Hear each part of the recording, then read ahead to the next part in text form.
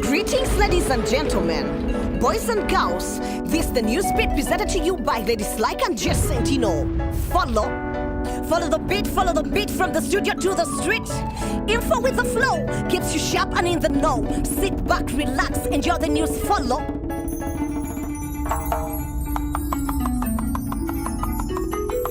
In 1995, the Constitution was introduced and praised as the best ever produced. But since then, they've added 65 articles after 4 amendment acts. This ain't the original. For real, I need to get the facts. Let's count down these acts. Number 1, the year 2000 saw the first amendments fine-tuning the functions of Parliament. In 2002, the court rejected these articles which were considered unconstitutional. And number 2, in 2005, there were 48 amendments. 1 removed term limits for the president. Number 3 was also in 2005. 8 more amendments were alive. They introduced some new districts and empowered regional governments. Number 4, 2015 changed 7 articles of the Constitution, including procedures in the Electoral Commission. Is that all? We didn't stop after 22 years. The 2 acts have been proposed just this year. One on disputes of land acquisition and another about removing presidential age limitations. But one expert has proposed a solution, a total review of Uganda's constitution.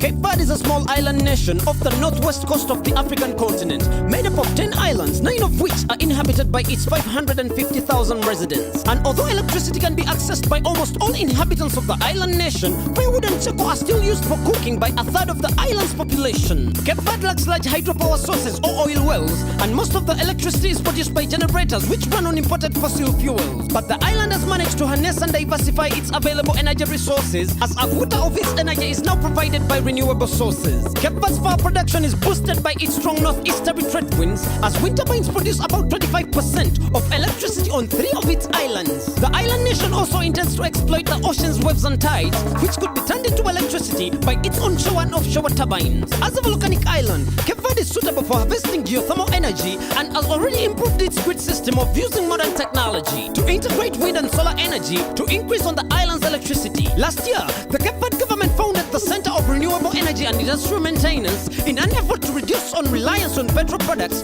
which are imported at great expense. The African island has also adopted modern technologies and innovative business initiatives in order to obtain 100% of its electricity from renewable resources by 2025. Which book are you reading? It sure looks interesting. It's called People of Uganda. I want to know more about our diversity. There is so much to learn from every ethnicity. What a good idea. The more we know about each other, the less we see others as other. Meanwhile, it's not getting any better over the border.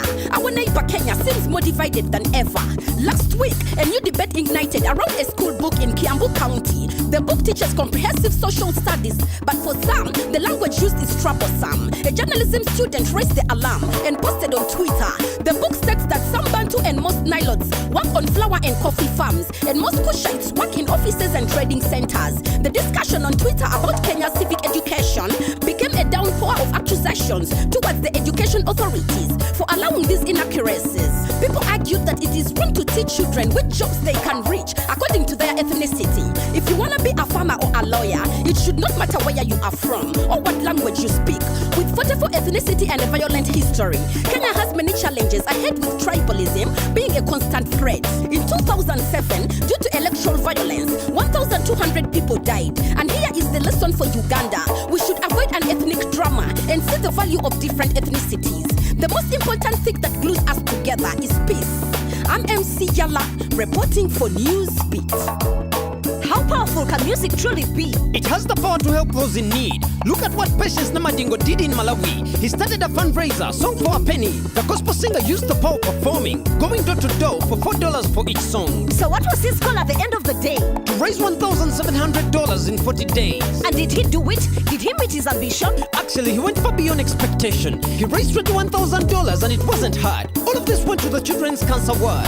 Amazing. What a life-changing donation. Yes, he says it boosted his motivation. Malawi faces a lot of problems, no question, so he's already working on the next solution. That was the news on the beat. Next week will be another hit. Still Ladies Like and Jess Sentino, reporting live and direct with love and respect.